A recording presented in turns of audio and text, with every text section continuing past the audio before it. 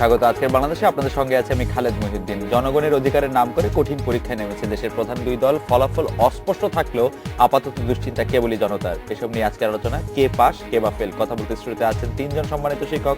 আছেন ঢাকা বিশ্ববিদ্যালয়ের উপাচার্য জনাব মৌসুম আরেফিন সিদ্দিক, আছেন সমাজ চিন্তাবিদ অধ্যাপক আবুল কাশেম ফজলুল হক এবং আছেন বঙ্গবন্ধু শেখ মুজিব মেডিকেল বিশ্ববিদ্যালয়ের সাবেক সভাপতি ডক্টর রশিদী মাহবুব। আমি প্রথমে জনাব আরেফিন সিদ্দিক আপনার কাছেই জানতে চাইবো যে স্যার, প্রধান দুই রাজনৈতিক দলের বর্তমান অবস্থাকে আমরা যদি আমাদের সূচনা বক্তব্য একটু কন্টিনিউশন করি, তাহলে কে পাস করছে, কে ফেলই করছে, কে পাস কে ফেল? স্যার, না, শুরুতেই যেটা বলা যায় যে এটা কোনো দুটো দলের মাঝের কোনো বিষয় না। এটা হচ্ছে যে সন্ত্রাস করছে একটা গোষ্ঠী, সন্ত্রাসী গোষ্ঠী যাকে আমরা বলতে পারি। আমরা বিশ্বাস করতে চাই না যে এর সাথে রাজনৈতিক আন্দোলন সংগ্রামের কোনো সম্পৃক্ততা আছে, কিন্তু তারপরেও আমরা জানি মানুষ তো গণমাধ্যমের সাহায্যে আজকাল একেবারে প্রত্যন্ত অঞ্চলে একটা ঘটনা ঘটলে সেটারও আমরা প্রতিবেদন দেখি, একেবারে সরাসরি প্রতিবেদন দেখি। তো সেখান থেকে আমরা জানি, বুঝতে পারি যে এই ধরনের সন্ত্রাসী ঘটনার সঙ্গে কারা জড়িত। আর আরেকটা দল যদি বলা হয়, সেটা হচ্ছে সরকারি দল। সরকারি দল, বিশেষ করে সরকারের যে দায়িত্ব সন্ত্রাস দমন করা, সন্ত্রাস দমন করে সাধারণ মানুষের জীবন সম্পদ রক্ষা করা। তো এখানে সেইভাবে পাশ ফেলের কথা না বলে এটুকু বলা যেতে পারে যে জনগণ ক্ষতিগ্রস্ত হচ্ছে। এই যে আজকে পেট্রোল বোমা মেরে সাধারণ মানুষের উপরে আক্রমণ করা হচ্ছে, অগ্নিদগ্ধ করা হচ্ছে, সম্পদ নষ্ট করা হচ্ছে, কারা ক্ষতিগ্রস্ত হচ্ছে? বাংলাদেশ ক্ষতিগ্রস্ত হচ্ছে, বাংলাদেশের মানুষ ক্ষতিগ্রস্ত হচ্ছে, বিশেষ করে সাধারণ মানুষ যারা হয়তো কেউ রাজনীতিতে আওয়ামী লীগের সমর্থক থাকতে পারেন, কেউ বিএনপির সমর্থক থাকতে পারেন, কেউ হয়তো কোনো রাজনৈতিক দলের সাথেই হয়তো সম্পৃক্ত না, কিন্তু প্রত্যেকেই ক্ষতিগ্রস্ত হয়ে যাচ্ছেন। আমি গত কয়েকদিন আগে একটি টেলিভিশনের একটা প্রোগ্রাম দেখছিলাম, কোনো একটা চ্যানেলের, আম জনতা শীর্ষক একটি টেলিভিশন প্রোগ্রাম। সেখানে জনগণের জনমত প্রচার করা হচ্ছে। বিশেষ করে এই এসএসসি পরীক্ষা যে একটা মধ্যে একটা বাধাবিঘ্নের মধ্যে পড়ে গেল, এই বিষয়ে জনগণের মতামত কি?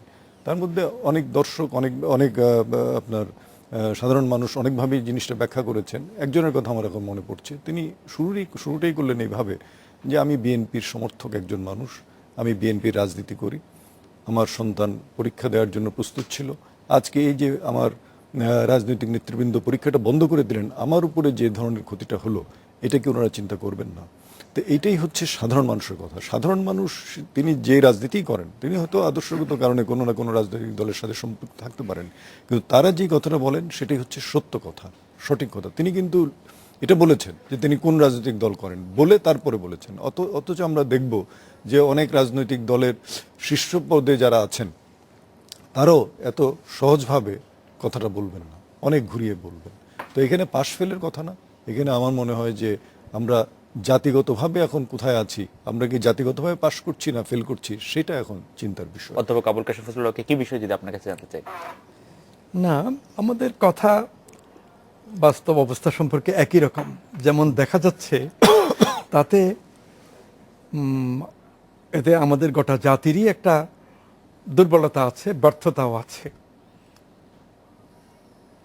এখানে আমাদের রাজনীতিও খুব দুর্বল, মানে সব দল সামনে নিয়েই বলছি, সাধারণভাবে রাজনীতি দুর্বল।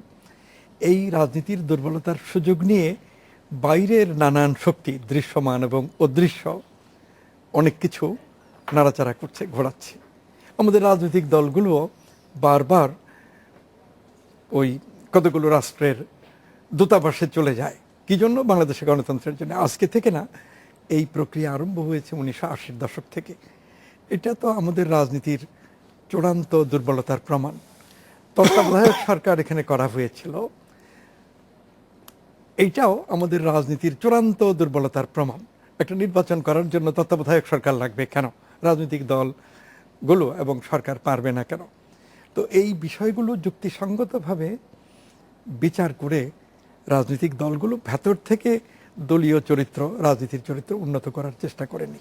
তার ফলে অনেক দিন ধরেই আমি বলবো যে 2013 সালের শেষ দিক থেকেই একরকম সন্ত্রাসী কর্মকাণ্ড, জঙ্গিবাদী কর্মকাণ্ডের মধ্যে পড়ে গেছে বাংলাদেশ। মাঝখানে 2014 সালের 5ই জানুয়ারি নির্বাচন হয়ে যাওয়ার পরে প্রায় এক বছর পূর্ণ না, একরকম ভায়োলেন্স কম ছিল, শান্ত ছিল, কিন্তু এইবার 5ই জানুয়ারি আসার মাসখানেক আগে থেকেই সাজ রব এবং এখানে জঙ্গিবাদী তৎপরতা, সন্ত্রাসী তৎপরতা অনেক বাড়ছে। এটা ঠিক কথা যে পেট্রোল বোমা নিক্ষেপ করে এবং আরও নানানভাবে আন্দোলনের নামে বহু লোককে হত্যা করা হয়েছে, পত্রিকায় ক্রমাগত খবর এবং তথ্য দেওয়া হচ্ছে। কিন্তু এগুলো ছাড়াও আরও নানানভাবে সমাজের ভিতরে কিন্তু প্রতিদিন অনেক লোক নিহত হচ্ছে, যেগুলোর খবর মিডিয়াতে আসছে। এই সবটাই ইন দি লাস্ট অ্যানালাইসিস আমাদের রাজনীতির দুর্বলতাই প্রমাণ করে। রাজনীতি, সরকার যদি দুর্বল থাকে তাহলে সমাজের ভিতরে শৃঙ্খলা থাকে না। স্যার, যে রাজনীতি এত দুর্বল সেই রাজনীতিবিদরা এত শক্তিশালী কেন? রাজনীতিবিদরা শক্তিশালী তার কারণ রাজনৈতিক দলগুলো অনেকাংশে ভায়োলেন্সের উপরে নির্ভরশীল দলীয়ভাবে। রাজনৈতিক দলগুলোর ভিতরে প্রকৃত রাজনৈতিক চরিত্র একেবারেই কমে গেছে। স্যার, এটা আপনারা বলছেন বটে, কিন্তু আমরা তো রাজনৈতিক দলগুলোর, যে রাজনৈতিক দলগুলোর কথা আপনি বলছেন, সেই রাজনৈতিক দলগুলোর সাংঘাতিক জনসমর্থন দেখতে পাই। এই জনসমর্থন সম্পর্কে আমি এই বলতে চাই, হুজুগে বাঙালি বলে একটা কথা আছে। হুজুগ এবং জাগরণ এক বিষয় না।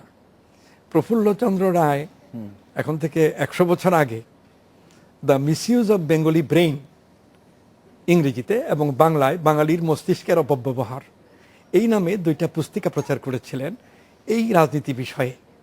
হুজুগে বাঙালির হুজুগে চরিত্রটা দেখানোর জন্যে যে যারা কোনো দুরভিসন্ধি সফল করতে চায়, বিশেষ করে রাজনীতি ক্ষেত্রে, তারা কোনো একটা কিছু নিয়ে ক্রমাগত প্রচার দিয়ে হুজুগ তৈরি করে এবং সেই হুজুগের মাধ্যমে উদ্দেশ্যটা সফল করে নেয়।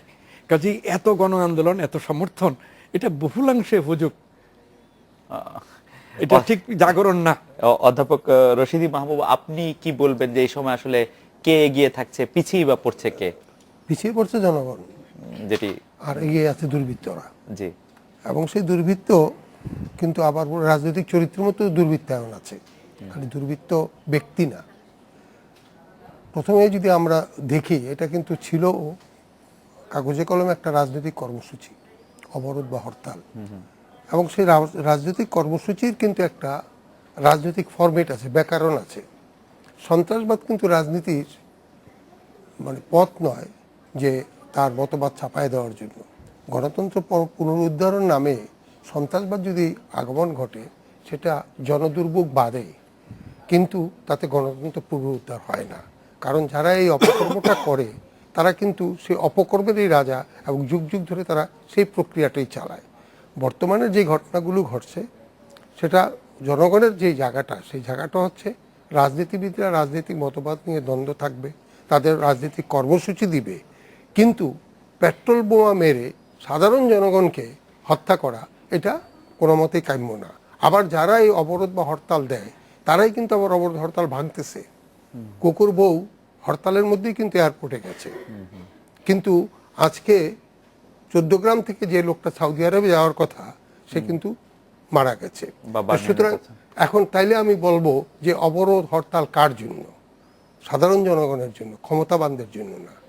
সুতরাং এই জায়গাতে আমি আবারও বলবো, যদি ব্যর্থ বলেন আমাদের জনগণ। কিন্তু স্যার, এখানে আমার একাডেমিক ইন্টারেস্টে একটা প্রশ্ন আছে যে আমরা জনগণ তো সেই দলকেই শক্তিশালী মনে করি, সেই দলেরই অনুগামী হই যারা এই ধরনের শক্তি প্রদর্শন করতে পারে। আমরা তো ছোট বাম দলগুলিকে ছোট বলি, কারণ বাম দলগুলি এই ধরনের কোনো ঘটনা ঘটে না, মিডিয়া তাদের প্রতি কোনো মনোযোগ দেয় না, তারা অবহেলিত থাকে, বা অন্যান্য ডানপন্থী দলগুলিও ছোট দল বলি আমরা। এখন এটাকে আবার অন্যভাবে যদি যায়, এটা বাম দলেরও ব্যর্থতা, আর আমাদের সামাজিক পশ্চাৎপদতা এটার জন্য দায়ী। এটার জন্য জনগণ দায়ী না, কারণ বাম দলগুলো যে তাদের সাথে সম্পৃক্ত করা, সেই কার্যক্রমটা কিন্তু তারা সঠিকভাবে করতে পারে। বা আমরা ডক্টর কামাল হোসেন, মাহমুদুর রহমান মান্না, এদের নেতৃত্বে যে অন্যান্য দলগুলিও বলি, তাদেরকে আমরা ছোট দল বলি, তাদের শক্তি নাই না, ব্যক্তি হিসাবে তারা বড়, কিন্তু সমাজকে তাদের মধ্যে অ্যাকোমোডেট করার যে প্রক্রিয়া, সেই প্রক্রিয়াটা কিন্তু তাদের মধ্যে নাই। সুতরাং সেই জন্যই হচ্ছে তারা আইসোলেটেড। সেই জন্য তারা আইসোলেটেড। আমি অধ্যাপক আরেফিন সিদ্দিক আপনার কাছে ফিরে আসতে চাই। আজকে আওয়ামী লীগের সভাপতি মণ্ডলের একজন সদস্য জনাব নুহু আলম লেনিন, উনাকে আমি আজকে ইন্টারভিউ করছিলাম। উনারকে আমি জানতে চেয়েছিলাম যে আর কতদিন এই অবরোধ চলবে। উনি বলেছেন যে আসলে দিন তারিখ ঠিক করে এটি বলা যায় না, তবে এটি অন্তত বলা যায় যতদিন পর্যন্ত বেগম খালেদা জিয়ার সুবুদ্ধি উদয় হবে ততদিন পর্যন্ত নিশ্চয়ই আমাদের এই অবস্থায় থাকবে। আমি জানতে চাইছিলাম আমাদের ভাগ্য কিছুটা বেগম জিয়ার কাছে আটকে থাকছে কিনা, একই প্রশ্ন স্যার আপনার কাছেও করতে চাই। উনি বলেছেন কিছুটা আটকে থাকছে আসলে। হ্যাঁ, এটা তো অস্বীকার করার উপায় নেই যে বিএনপি জামাত যে গোষ্ঠী, বিএনপি জামাতের যে জোট, তাদেরও একটা জনসমর্থন এই দেশে আছে। কিন্তু যেটা রশিদ ভাই বললেন যে এই রাজনীতিতে দুর্বৃত্তায়ন যেটা ঘটছে, সেটার পেছনে এখন কারা মদদ দিচ্ছে, কারা ইন্ধন দিচ্ছে, সেটা দেখার বিষয় আছে। এই দেশে নির্বাচন, মধ্যবর্তী নির্বাচন প্রক্রিয়া সুষ্ঠু করা, সামনে নির্বাচন যাতে আরও রিপ্রেজেন্টেটিভ হয় সেই বিষয়গুলো নিয়ে আলোচনা করা, সমালোচনা করা, সেগুলোর বিষয়টা তো একটা দিক। কিন্তু আরেকটা দিক হচ্ছে যে এই বিষয়গুলো নিয়ে যারা আন্দোলন সংগ্রাম করার কথা বলেন, তারা কি ইন্ধন দিচ্ছেন আজকে এই 14 গ্রামে ঘুমন্ত বাস যাত্রীদের উপরে পেট্রোল বোমা ছুড়ে হত্যা করার জন্য? এটা যদি হয় তাহলে এই আন্দোলন সংগ্রাম তো আসলে মধ্যবর্তী নির্বাচনকে সুষ্ঠু করার জন্য নয়। এবং আমরা তো জানি আজকে সাধারণ মানুষকেও এটা বলে প্রতারণা করার কোনো সুযোগ নাই যে এই আন্দোলন সংগ্রাম আসলে দেশের গণতন্ত্রকে সুসংহত করার জন্য নয়। এই আন্দোলন সংগ্রাম বিএনপি জামাত হয়তো শতবার এই কথা বলবে, কিন্তু আমরা বুঝতে পারি এই দায়িত্ব বিএনপি নিচ্ছে না স্যার। বিএনপি বরং বলছে যে যারা কুমিল্লায় এই ঘটনা ঘটিয়েছে, সেটা এই মিথ্যাচারের তো আজকে সুযোগ নাই, কারণ যারা ধরা পড়ছে, প্রতিনিয়ত ধরা পড়ছে, তারা নিজেরা কি বলছে। অতএব কথা তো বলছে না, বললে তো হবে না। সূর্য উঠেছে, আমি বলতে পারি যে সূর্য উঠে নাই, তাতে কি সূর্য উঠে নাই? সূর্য ঠিকই উঠেছে এবং সূর্য সবাই দেখছে। আমি যেটা বলতে চাচ্ছিলাম যে এই ধরনের জঘন্য পৈশাচিকতা, এই ধরনের মানুষ অগ্নিদগ্ধ করে হত্যার যে ষড়যন্ত্র চক্রান্ত, এগুলোর মূল লক্ষ্য হচ্ছে এই দেশে যুদ্ধ অপরাধীদের বিচার যেটি চলছে সেটিকে বন্ধ করা, যুদ্ধ অপরাধের দায়ে যাদেরকে আজকে ফাঁসির রায় দেওয়া হয়েছে তাদেরকে ফাঁসির রায় থেকে মুক্ত করে তাদেরকে বের করে আনা। কারণ আমরা তো দেখেছি যে ট্রাইব্যুনালে রায় ঘোষিত হচ্ছে, সেই রায়ের বিরুদ্ধে হরতাল ডেকেছে। কারা হরতাল ডেকেছে সেটা তো জানা যায়, এবং আজকেও যারা হরতাল ডেকেছে আর রায়ের বিরুদ্ধে যারা হরতাল ডেকেছে একই গোষ্ঠী, একই রাজনৈতিক দল, একই ব্যক্তিবৃন্দ।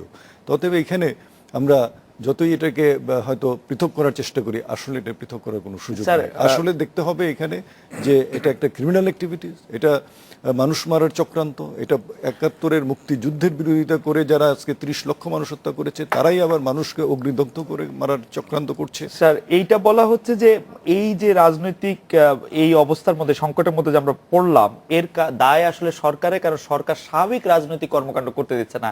সর্বশেষ গাজীপুর জনসভা করতে দেয়নি, পল্টনে কার্যালয়ে আসতে দেয়নি বেগম জিয়াকে। সেই কথাটাই আমি বলছিলাম যে সন্ত্রাস করা আর সন্ত্রাস করছে একটা গোষ্ঠী, আর সন্ত্রাস বন্ধ করার জন্য চেষ্টা করছে হয়তো সরকার বা আইন শৃঙ্খলা বাহিনী। দুটোকে একভাবে দেখার কোনো সুযোগ নাই। আমরা দেখি টেলিভিশনে বিভিন্ন জায়গায় যে আমরা সবসময় দুই দিকেই এই ইয়েটা করার চেষ্টা করি। এটা হচ্ছে সবকিছুর মধ্যে একটা ব্যালেন্স নিয়ে এসে নিজেকে দুই দিক থেকে দূরে রাখা। যদি কোথাও কোনো কারণে কোনো দোষ সরকার করে থাকে বা সরকারি দল করে থাকে, সেটা সুস্পষ্টভাবে বলতে হবে যে এখানে সরকারের ব্যর্থতা আছে, এখানে সরকার এটা করা উচিত হয় নাই, এটা সরকার কেন করেছে। কিন্তু আমি একই ঘটনা, সেটা সরকারও কিছুটা দায়ী, বিরোধী দলও কিছুটা দায়ী, 50-50 একটা আপনার শতাংশ হিসাব করলাম, এইটা ব্যাখ্যা এবং সেই ব্যাখ্যায় যাওয়া কিন্তু ঠিক হবে। আর সাংবাদিকতার ক্ষেত্রে তো এটা একেবারেই পরিত্যাজ্য এবং একটি আরোপিত ভারসাম্যের চেষ্টা করা। অধ্যাপক আবুল কাশেম ফজলুল হক, আমরা একটা বিরতি নিচ্ছি। বিরতি নিয়ে যখন আমরা ফিরবো তখন আপনার কাছে জানতে চাইবো যে আপনি কি মনে করেন যে আসলে বিরোধী দলের ছাড়া, যেটি আসলে বিরোধী দল থেকে বলা হচ্ছে, এই অবরোধ, এই লাগাতার অবরোধ, এই অনির্দিষ্টকাল অবরোধ ছাড়া, হরতাল ছাড়া আর কোনো কিছু করার ছিল না, বা আপনি কি মনে করেন আর কিছু করার ছিল কিনা? আমরা একটা বিরতি নিয়ে ফিরছি আপনাদের কাছে। অধ্যাপক রশিদ মাহবুব, আপনার কাছেও একই বিষয় আমি জানতে চাই।